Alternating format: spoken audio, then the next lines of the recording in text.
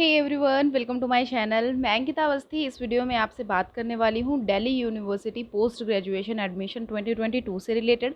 जैसा कि ये चीज़ आपको पता है कि इसके एप्लीकेशन फॉर्म्स जो हैं वो रिलीज़ हो चुके हैं और आप लोग फॉर्म फिल भी कर रहे होंगे। That's good. सो मुझे इसमें काफ़ी सारी चीज़ें आपसे मतलब डिस्कस करनी है। और इसका लास्ट डेट कब है, कैसा एग्ज़ाम पैटर्न है, कब आपका एग्ज़ाम हो सकता है, और सिलेबस कैसे मिलेगा, एलिजिबिलिटी क्राइटेरिया क्या है, और आपको कैसे प्रिपरेशन करनी चाहिए। साइंस बैकग्राउंड है तो क्या करना चाहिए, आर्ट बैकग्राउंड है तो क्या करना चाहिए। सारी चीज़ें इस वीडियो में हम डिस्कस करेंगे। बस आपको ध्यान से वीडियो को देखना है, ठीक है, और सुनना भी है। सबसे पहले आपको ये चीज़ पता है, ये जो साइट है आप इस साइट पे चले जाइएगा, admission.ud.ac.in। इस पे आप जाएंगे तो यहाँ पे ऐसा इंटरफेस ओपन होके आ जाएगा जहाँ पे आपको हर एक चीज़ मिल जाएगी। मतलब पोस्ट ग्रेजुएशन के से रिलेटेड और यूजी से रिलेटेड आपको एडमिशन प्रोसीजर चाहिए तो देखिए यहाँ पे है। एंड आपको पीएचडी से रिलेटेड भी मिलेगा, यहाँ पे देखिए लिखा हुआ है पीएचडी एडमिशन, तो आप ये सारी चीज़ें देख सकते हैं। तो इसमें बेसिकली मुझे काफ़ी चीज़ें बतानी है कि आपको क्या क्या चीज़ें करनी चाहिए आपके एग्ज़ाम के लिए, कैसा पेपर आता है। क्योंकि मैं एक्सपीरियंसड हूँ, सो मैं सोचती हूँ कि कुछ आपको गाइड कर दूँ। मतलब गाइड तो नहीं बोल सकते हैं, हाँ मैं कुछ हेल्प कर सकती हूँ, मे बी कुछ हेल्प हो जाए। यहाँ पे आप पीजी एडमिशन पे क्लिक करेंगे तो कुछ ऐसा इंटरफेस ओपन होके आ जाएगा। इसमें क्या होगा, आपको जो जो प्रोग्राम्स यहाँ पे कराए जाते हैं पोस्ट ग्रेजुएशन में, जो जो अवेलेबल हैं, आपको वो यहाँ पे दिख जाएगा। और जैसा कि यहाँ पे आप देख रहे हैं for under graduation admission registered, ये तो आप यहाँ से अंडर ग्रेजुएशन का जो एग्ज़ाम है, एग्ज़ाम फॉर्म है, जो एप्लीकेशन फॉर्म है वो फिल कर सकते हैं, जिसकी लास्ट डेट 22 में है। मैंने आपको ऑलरेडी बता रखा है।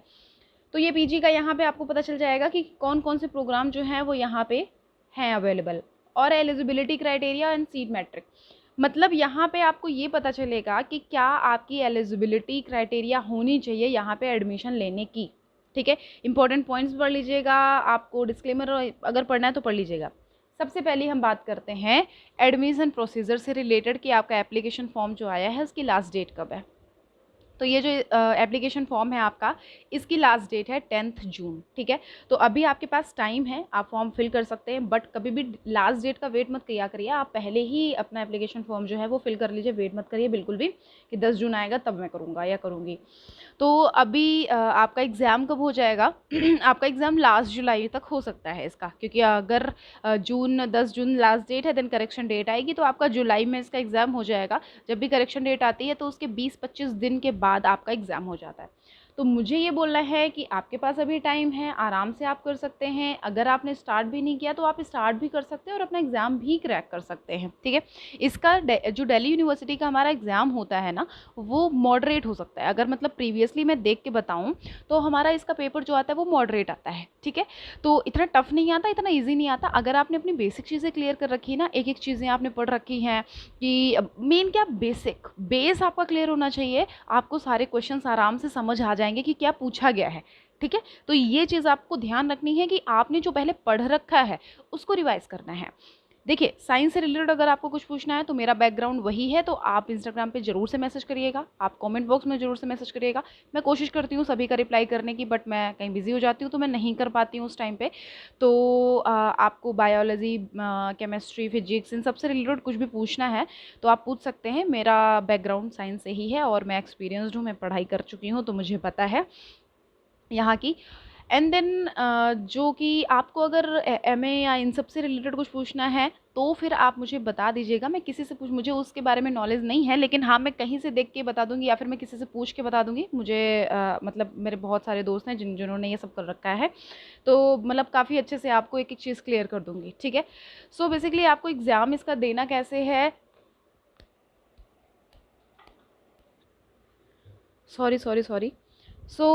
बेसिकली जो आपका ये पेपर होता है ना, ये एक तरह से बोल सकते हैं कि मॉडरेट बनता है। और अगर आपको साइंस से रिलेटेड कुछ भी पूछना है आप मुझसे पूछ लीजिएगा। इंस्टाग्राम का मैं पेज जो है वो मेंशन कर दूंगी। आपको कोई भी क्वेश्चन या सिलेबस से रिलेटेड कुछ पूछना है तो आप पूछ सकते हैं। और अगर आपको जैसे एमए या आप एमसीए या ऐसा कुछ करना चाहते हैं उससे रिलेटेड क्वेश्चन पूछ सकते हैं, मैं किसी से पूछ के बता दूंगी। वैसे मेरे काफ़ी दोस्त हैं इसमें। एंड देन जो आप पूछते हैं कि सिलेबस इसका क्या होगा, हमें कैसे पढ़ाई करनी चाहिए, तो देखिए देखिए कभी कभी ऐसा होता है ना, ये पेपर प्रीवियस पेपर ना इसलिए नहीं मिलते ना क्योंकि हमारे जो पेपर होते हैं ना वो कंप्यूटर पे कराए जाते हैं, ठीक है। तो हमारे पेपर मिलना इसलिए मुश्किल होता है क्योंकि कंप्यूटर से तो पेपर निकाल के हमारे पोस्ट नहीं किए जाएंगे, अपलोड नहीं किए जाएंगे साइट पे। तो आपको क्या करना है, आपने जो भी प्रीवियस पढ़ रखा है ना बस उसको ही अच्छे से पढ़ना है।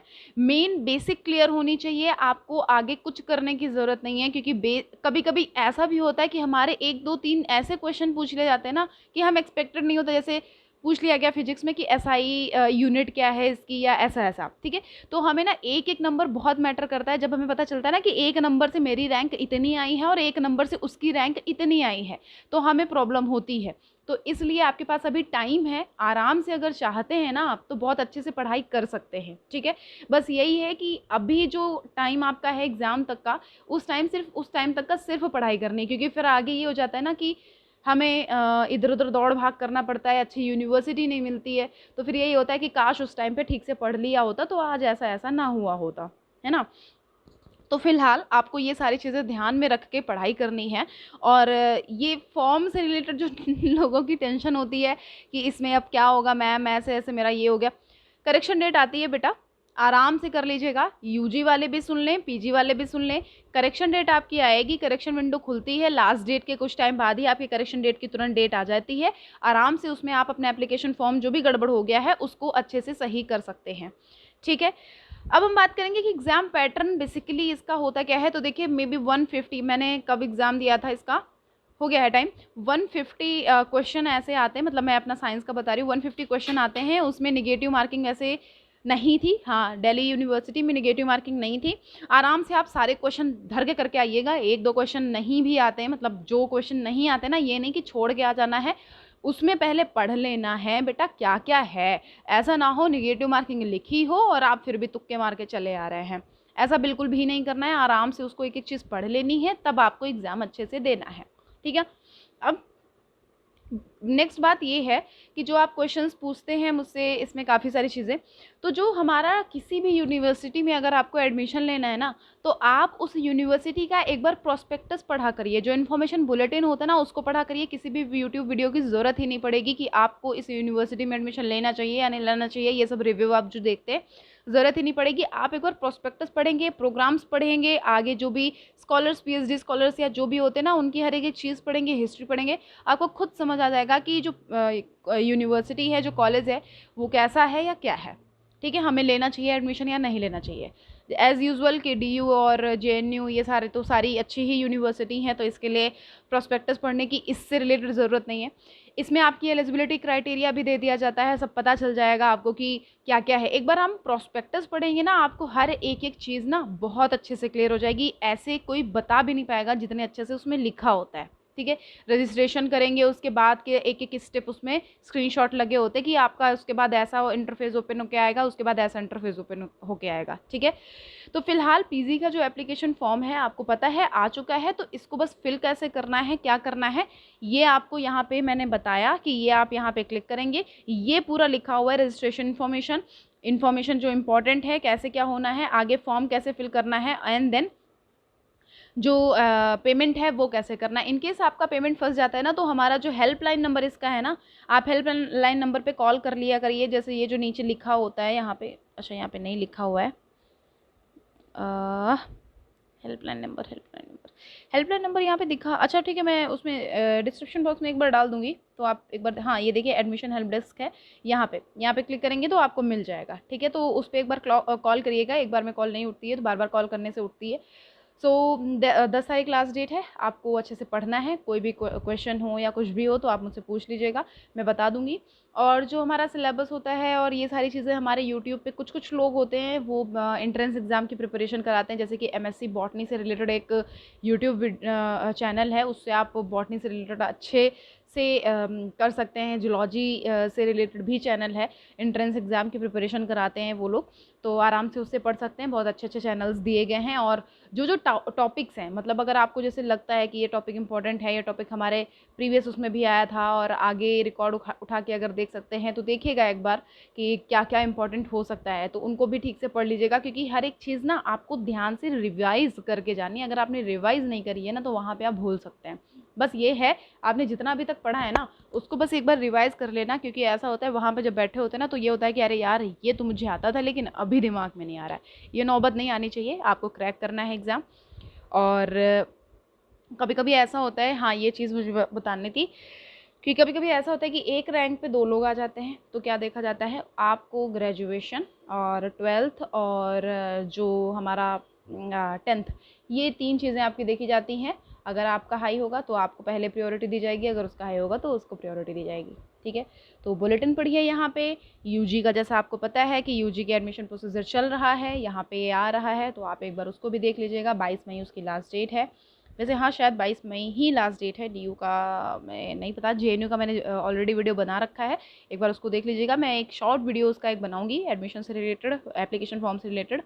और क्योंकि देखिए अभी ना इसका जो प्रोसीजर चल रहा है, तो अगर हम सीयूईटी का देखें जेएनयू का, तो फिर उसकी डेट बढ़ गई है, मतलब 22 मई हो गई है। तो हम अगर देखें तो 22 मई मतलब अभी तक तो यूजी ही चल रहा है, तो पीजी की एप्लीकेशन फॉर्म शायद लास्ट वीक ऑफ में आए या फिर स्टार्टिंग वीक ऑफ जून आए, ये भी हो सकता है। ठीक है, तो एक बार ध्यान रखिएगा, और कोई भी कन्फ्यूज़न हो, कुछ भी होता है तो आप मुझसे ज़रूर से पूछिएगा और कमेंट बॉक्स में ज़रूर से कमेंट करिएगा। ठीक है, so okay, thank you so much, best of luck for your exam, and अच्छे से पढ़ाई करिए। प्लीज़ कोई भी क्वेश्चन है आराम से पूछिए। Thank you, bye.